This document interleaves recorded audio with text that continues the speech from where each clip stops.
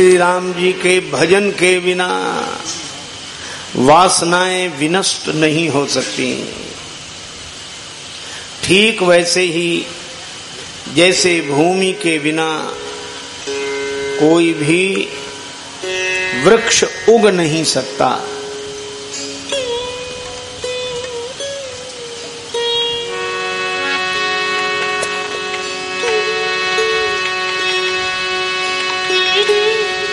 भूमि से ही वृक्ष उगता है। इसी तरह हमारे अहंकार से ही वासनाओं का वृक्ष उगता है।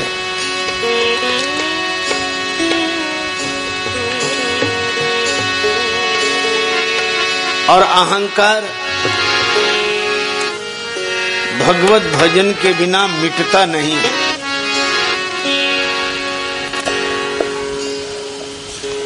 इसीलिए भगवत भजन के बिना वासनाएं भी मिटती नहीं हैं।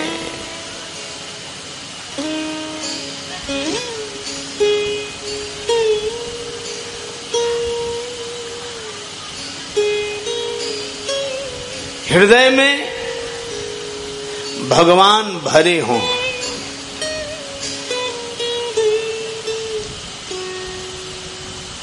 तो अभिमान नहीं उदित होगा, और अभिमान अहंकार उदित नहीं होगा तो वासनाएं भी उदय नहीं होंगी। एक ही उपाय है, हमारा मन भगवान से भरा हो।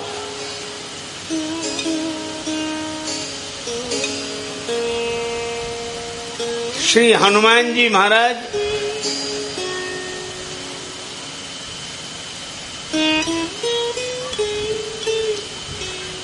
श्री हनुमान जी विद्यावान हैं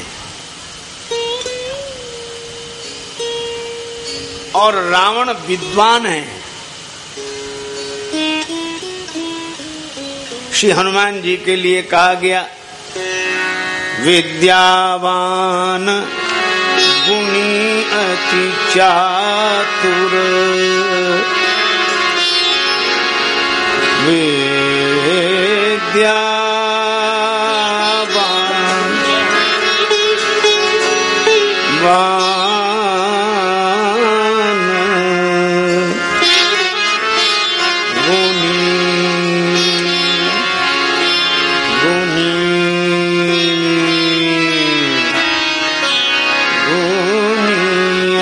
चातुर।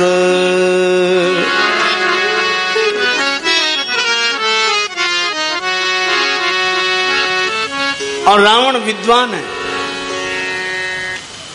एक बार किसी व्यक्ति ने कहा कि हे रावण, तेरे 10 सिर और 20 आंखें, तेरे 10 सिर और 20 आंखें, जब तू रोता होगा तो वो दृश्य बड़ा विचित्र होता होगा। तेरे 10 सिर और 20 आंखें, जब तू रोता होगा तो वो दृश्य बड़ा विचित्र होता होगा। रावण बोला, ना समझ, ऐसा नहीं होता है। रावण के राज्य में लोग ही रोते हैं, रावण नहीं रोता है। रावण का काम तो रुलाना है।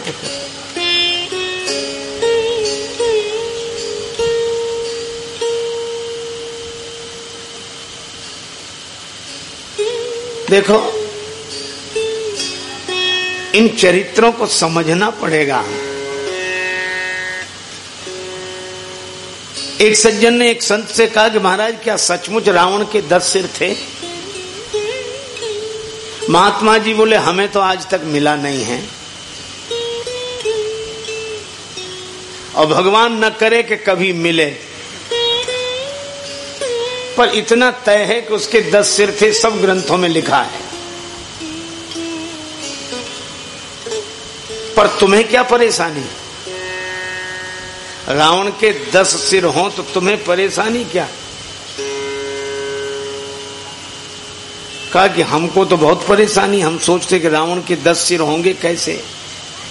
जब 10 सिर होंगे तो 5 सिर एक तरफ रहते होंगे, 4 सिर एक तरफ रहते होंगे, 1 सिर बीच में, तो जिधर 5 सिर होंगे उधर वजन ज्यादा होगा, जिधर 4 सिर होंगे उधर वजन कम होगा, तो उसकी गर्दन का बैलेंस कैसे ठीक बैठता होगा? वो तो टेढ़ी रहती होगी। अच्छा चलो गर्दन को जैसे तैसे संभाल ले, आदत बन गई हो, लेकिन रात में जब सोता होगा तो करवट कैसे बदलता होगा? 5 सिर इधर और 4 सिर इधर, तो करवट बदले कैसे? महात्मा जी ने कहा, श्री सीता जी के हरण करने के लिए रावण गया तब 10 सिर का 1 सिर था। हाँ बिल्कुल था। बोले इसी तरह जब उसे परेशानी होती होगी तो 10 सिर का 1 सिर बना लेता होगा।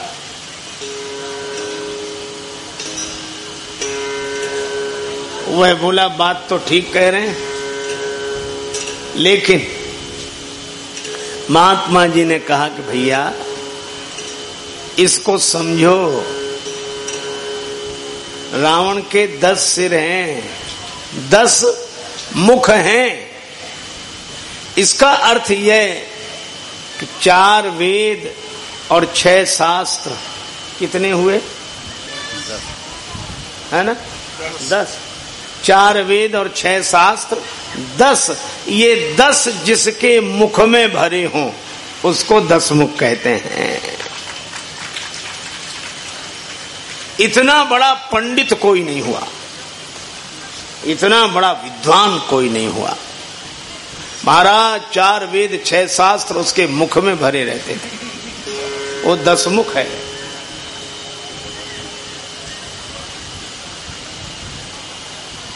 विद्वान तो है,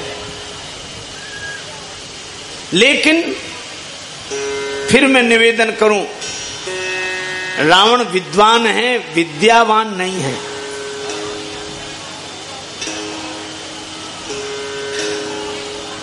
आ जाओ आ जाओ, आगे की ओर आ जाओ। हम लोग सब कामों में आगे बढ़ते हैं तो कथा सुनने में भी आगे आगे बढ़े, आगे बढ़े।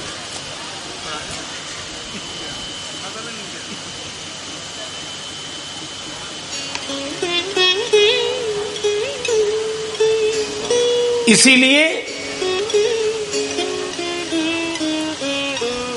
श्री हनुमान जी महाराज जब रावण के पास गए, मैं केवल उस घटना का स्मरण दिला रहा हूं, और उन्होंने यही कहा, बिनती करऊं जोरी कर रावण, बिनती करऊं जोरी कर रावण, बिनती करऊं जोरी कर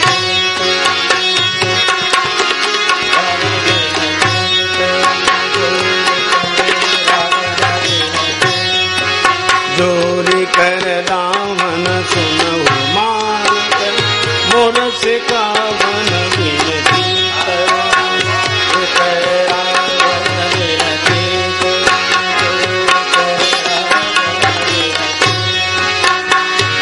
सुनो मान तज मोर से कावन बिनती कर।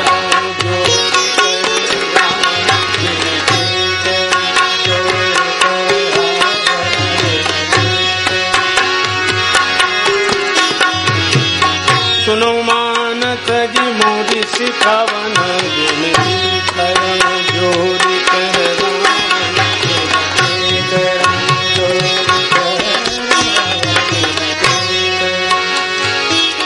बिनती बिनती बिनती।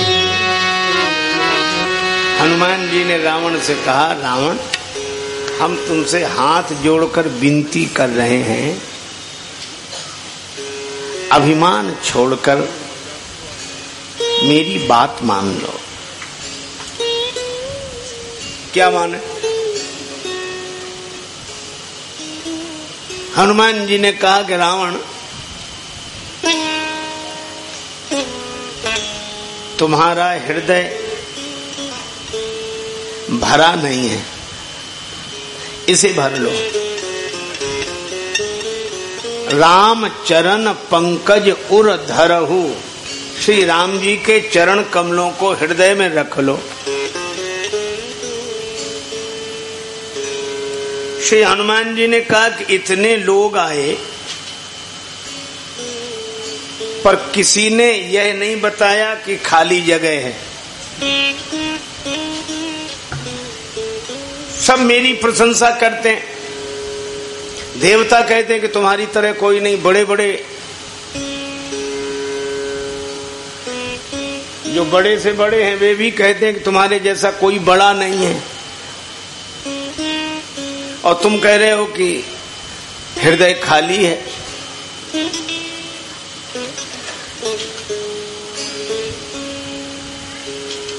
श्री हनुमान जी ने कहा कि रावण,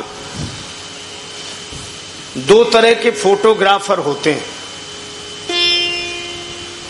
एक होते हैं कैमरे वाले। अच्छा, कैमरा जब आपका फोटो खींचता है, आते हैं ना कैमरे वाले, यहां भी आते हैं, और ये कैमरा जिसकी तरफ घूमता है वह भी बगल वाले को पता न लगे, इतनी सावधानी से बहुत सावधान होता है, ऐसे करता है फोटो न बिगड़ जाए। अच्छा, कैमरे के फोटो को आपके भीतरी दुनिया से कोई मतलब नहीं है। आप दुखी हैं, सुखी हैं, हैरान हैं, परेशान हैं, प्रसन्न हैं, कैमरे को इससे लेना देना नहीं। वह तो आपका बाहर का फोटो खींच देगा। इसीलिए जब विवाह होते ना, माता पिता अपनी बेटी को विदा कर रहे होते हैं, उनकी आंखों में आंसू होता है, वो रो रहे होते हैं, हृदय का टुकड़ा विदा हो रहा है, और हमारे कैमरे द्वारा फोटो खींचने वाले भाई साहब लोग कहते हैं, जरा देखिए इधर, देखिए इधर। अब वो देखें क्या, वो तो रो रहे हैं। अरे भैया हम नहीं, आप थोड़ा मुस्कुराइए, बोलो थोड़ा सा मुस्कुराइए। वो रोते हुए कहते हैं क्या मुस्कुराएं, हमारा हृदय टूटा जा रहा है, हृदय का टुकड़ा विदा हो रहा, हम रो रहे हैं, भीतर हमारा हृदय दुख से भरा है। फोटोग्राफर कहता है दुख से भरा रहने दो हृदय, वो इसमें फोटो नहीं आएगी, आप तो ऊपर से मुस्कुराओ बस, क्योंकि इसको भीतर की दुनिया से कोई मतलब नहीं है। तो बोलो, कैमरे के फोटो को आपके भीतर की दुनिया से कोई मतलब है? कोई मतलब नहीं। लेकिन पेट में कुछ गड़बड़ी हो जाए, गए डॉक्टर के पास, डॉक्टर साहब कुछ समझ में नहीं आता, इधर ये दर्द सा है। डॉक्टर कहता है कि एक्सरे करवाओ। क्या बोलता है डॉक्टर? एक्सरे कराओ। अच्छा, एक्सरे का जो फोटो है, एक्सरे को आपकी बाहर की दुनिया से कोई मतलब नहीं कि आप कैसा कुर्ता पहने, कैसी बनियान पहने, आपका रंग रूप कैसा है। एक्सरा तो जहां लगाओ भीतर का फोटो खींच कर रख देता है कि ये गड़बड़ी है। तो हनुमान जी ने कहा कि रावण, तुमको अब तक कैमरे के फोटोग्राफर मिले, तुम्हारी बाहर की फोटो खींचने वाले, लेकिन डॉक्टर तो एक्सरे रिपोर्ट मांगेगा। हनुमान जी ने कहा कि मैं वैद्य की हैसियत से ही यह बात कह रहा हूं, और वैद्य की हैसियत से क्यों? क्योंकि सदगुरु वैद्य वचन विश्वासा, मैं वैद्य हूं। वैद्य? हाँ, कैसे? सदगुरु भी हूं। अच्छा, सदगुरु कैसे? शंकर भगवान तुम्हारे सदगुरु हैं और मैं उन्हीं का अवतार तो हूं। एक जगह श्री हनुमान चालीसा के पाठ में पंक्ति आई, शंकर सुवन केशरी नंदन। एक महात्मा बोले बंद करो, ये पाठ अशुद्ध है। अच्छा, शुद्ध पाठ कैसा? महात्मा अपनी मस्ती में थे, कहने लगे शंकर सुवन केशरी नंदन मत कहो, ये कहो शंकर स्वयं केशरी नंदन। शंकर भगवान ही श्री हनुमान जी के रूप में प्रकट हुए हैं।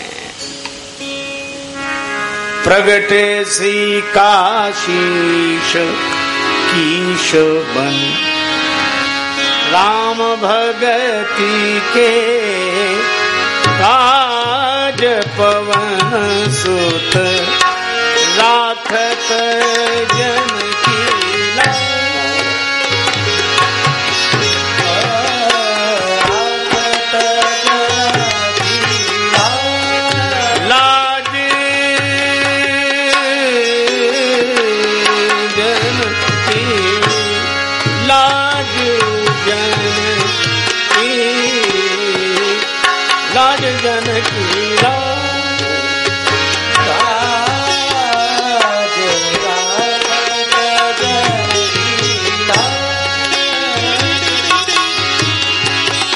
श्री काशी की सुमन राम भगत बेटा जनकी लाज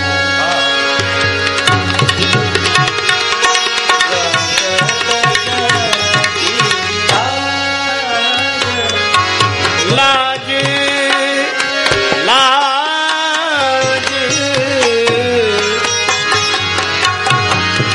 जनकी लाज पवन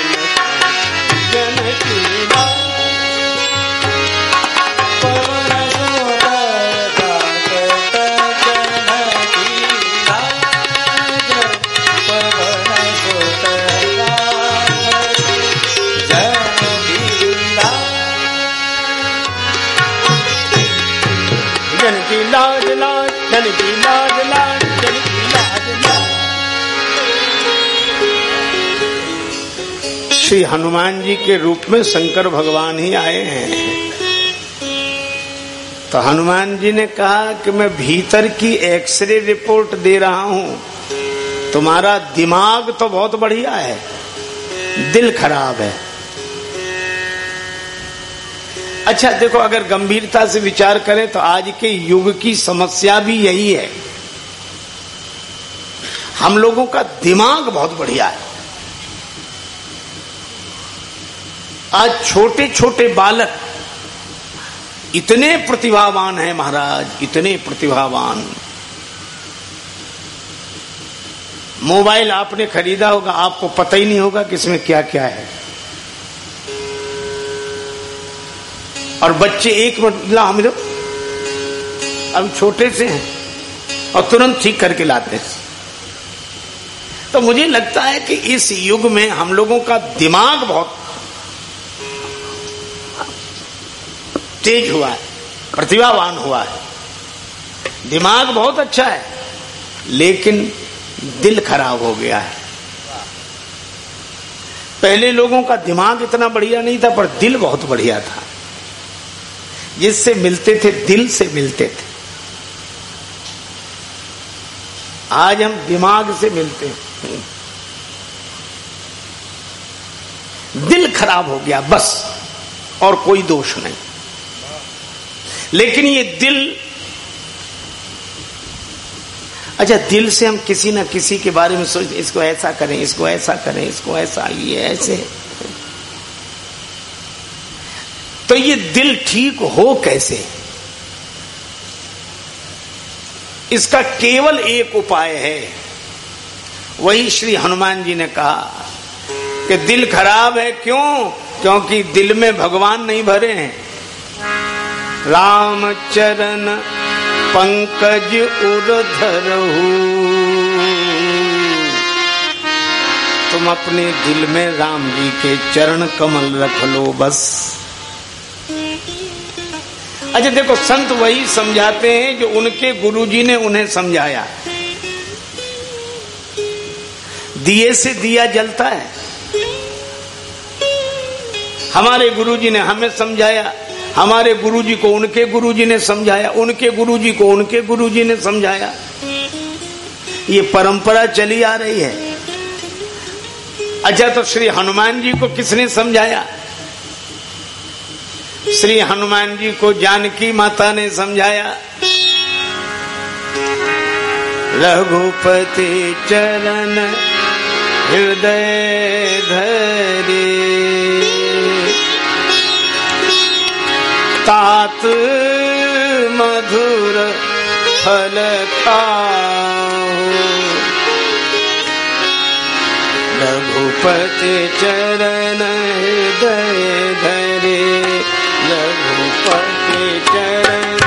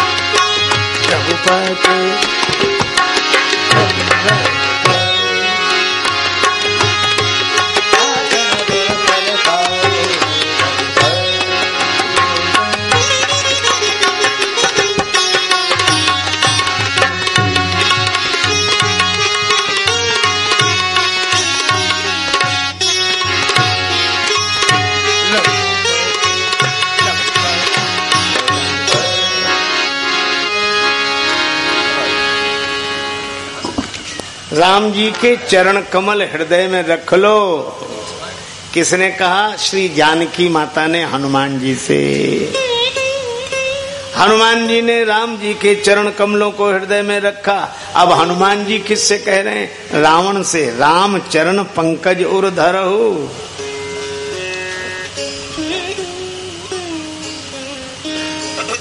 कितनी सुंदर शिक्षा दे। अब रावण है विद्वान। क्यों? रावण के 10 सिर हैं। अब उसका ज्ञान इधर उधर जाता है। 4 सिर इधर, 5 सिर इधर, 1 सिर बीच में। इसका अर्थ यह है कि रावण का ज्ञान इधर उधर वालों के लिए है। 4 सिर इधर, 5 सिर इधर, इधर उधर वालों के लिए ज्ञान। जो मिलता है उसी को ज्ञान देता। तिनहि ज्ञान उपदेशा रावण, आपुन मंद कथा शुभ पावन। पर हनुमान जी की विशेषता क्या है? कि हनुमान जी का सिर एक है। अच्छा, एक सिर हो और सिर के ऊपर से जल डाला जाए और इधर उधर सिर नहीं है, तो ये सिर का पानी नीचे आएगा कि नहीं? और शरीर के नीचे हृदय है, तो इस हृदय में सिर का ज्ञान जब हृदय में उतर जाए, सिर का ज्ञान, दिमाग का बोध जब दिल में उतर जाए, तो व्यक्ति विद्यावान होता है। और जब दिमाग इधर उधर बटकर औरों को बांटने लगे, तो व्यक्ति विद्वान होता है, विद्यावान नहीं होता।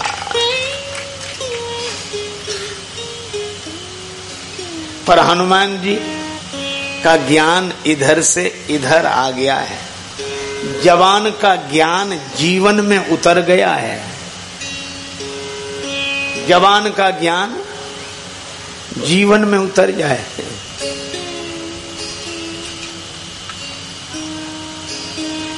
अच्छा देखो, आप दुकान कपड़े की रखे हो और दुकान के पीछे ही मकान हो और दुकान में बड़े आलीशान कपड़े सजा वजा के रखे हो और मकान के भीतर न बिछाने को हो न ओढ़ने को हो।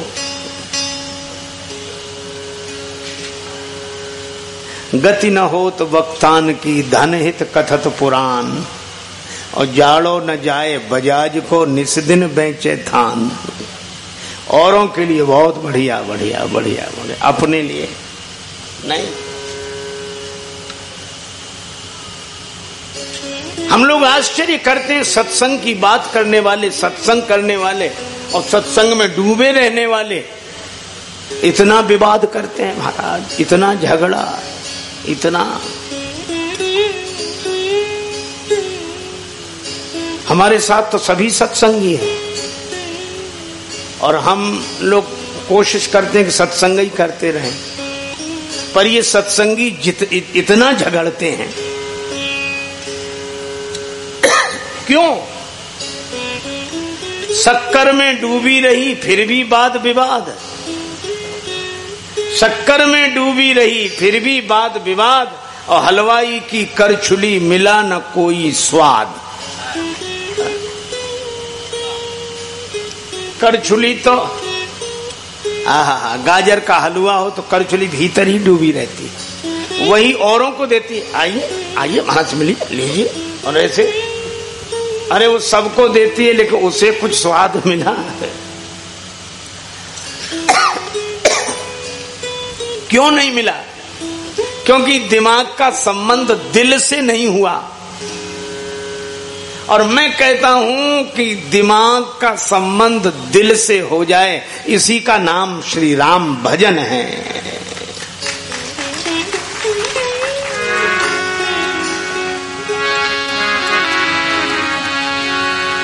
आदत बुरी सुधार ले, बस हो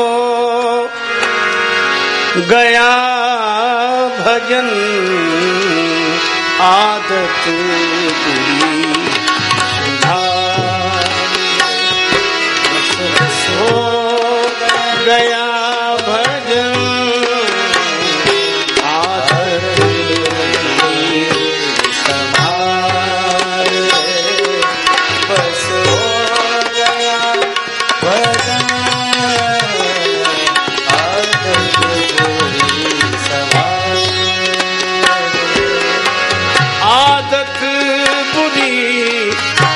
सुधार ले, बस हो गया भजन,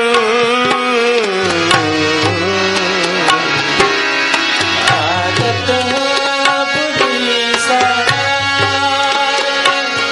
बस हो गया भजन, आदत बुरी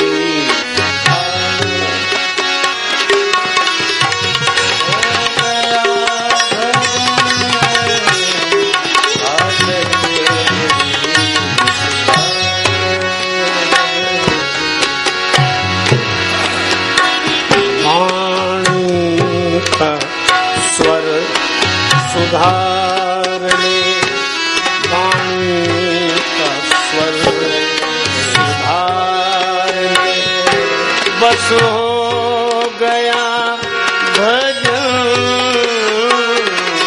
वाणी का स्वर सुधार ले, बस हो गया भजन,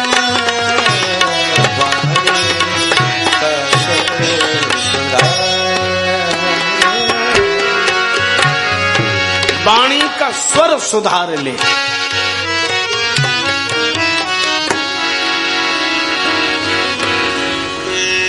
देखो ये जितने साजबाज हैं सब स्वर से पहले मिलते हैं, बाद में बजते हैं। अच्छा, स्वर से न मिले तो इनका बजना बेसुरा लगेगा। इसी तरह हमारी जो वाणी है यह पहले स्वर से मिल जाए फिर बजे। अभी स्वर से तो मिली नहीं, वह बजती रहती। लोग कहते हैं हाँ बज रही है पर सुर में नहीं है। अच्छा सुर से मिलते कैसे हैं? अच्छा देखो, दुकान से साज मिल सकता है, बजाने की कला नहीं मिलेगी। हारमोनियम तो नया खरीद लोगे पर बजाने की कला तो किसी अनुभवी पुरुष से सीखनी पड़ेगी। तो जैसे दुकान से साज मिलता है, बजाने की कला नहीं मिलती, इसी तरह परमात्मा की ओर से जीवन तो मिलता है पर जीने की कला नहीं मिलती। जीवन देना परमात्मा का कार्य है और जीने की कला सिखा देना किसी महात्मा का कार्य है। इसीलिए हम संत के पास जाते हैं, अपना बेसुरा साज लेकर जाते हैं और संत क्या करते हैं? आपने देखा तबले को सुर में मिलते, ऐसे पकड़ के बद्धी हथौड़ी से स्वर ने स्वर, उस स्वर से मिला कि नहीं, ठोक पीट होती, उतारते हैं तो ठोक पीट, चढ़ाते हैं तो ठोक पीट, कितना पिटता है तब सुर में मिलता है। ये सितार खूंटी मरोड़ी गई, तार खींचा गया, तब सुर में मिला, उसके बाद फिर बजता है।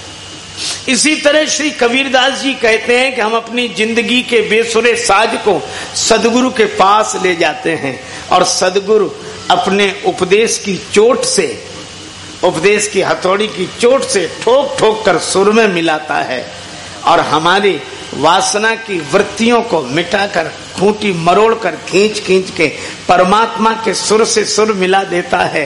आहा, और खेचत तार मरोड़त खूंटी निकसत राग हजूरे का, साधो यह तन साज तंबूरे का।